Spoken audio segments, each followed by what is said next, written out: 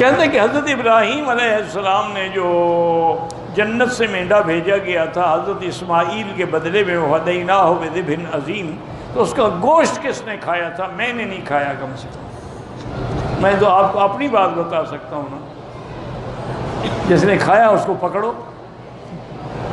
اللہ کے بندے جب قرآن میں نہیں ہے تو ہم کہاں سے ڈھونڈ کے لے آئیں کہ کس نے کھایا؟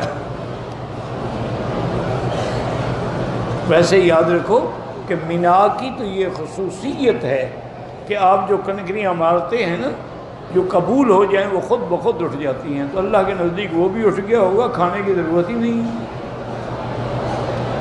اسی طرح مینا کی خصوصیت ہے کہ مینا میں 30 لاکھ آدمی ہوتا ہے، لاکھوں بکرے ذبح ہوتے ہیں۔ کبھی آپ نے چیل اڑتی ہوئی دیکھی ہے؟ کبھی آپ کے کھانے میں مکھی پڑی ہے؟ تو اللہ نے ان کی قربانی بھی قبول فرما لی۔ اب کس نے کھایا نہیں کھایا اللہ جانے، اللہ کی مخلوق ہے۔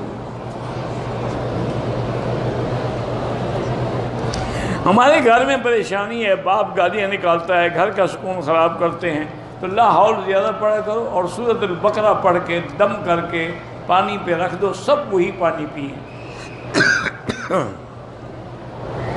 میری آنکھوں میں روشنی نہیں ہے، اللہ سے دعا کریں۔ اور قرآن میں آیت ہے وَكَشَفْنَا عَنْكَ غِطَاءَكَ فَبَصَرُكَ الْيَوْمَ حَدِيدٌ۔ یہ آیت 7 دفعہ پڑھ کے صبح و شام، بلکہ ہر نماز کے بعد آنکھوں پہ پھیرا کریں۔ کسی کرسی کے بازو پہ ہاتھ رکھ کے سر رکھ لیا، سو گئی، وضو ٹوٹ گیا۔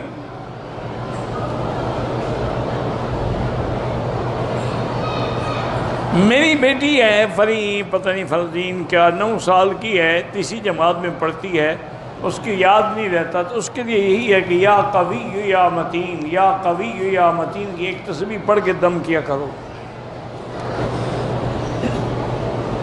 مجھے آپ سے محبت ہے، اللہ جزائے خیر دے۔ دعا کی قبولیت کے لیے اعمال صالح کو، ایمان ہو، عقیدہ صحیح ہو، عمل صالح ہو، رزق حلال ہو، صدق کے مقال ہو، جھوٹ بولنا چھوڑ دو، حرام کھانا چھوڑ دو، دعائیں منظور ہوں گی۔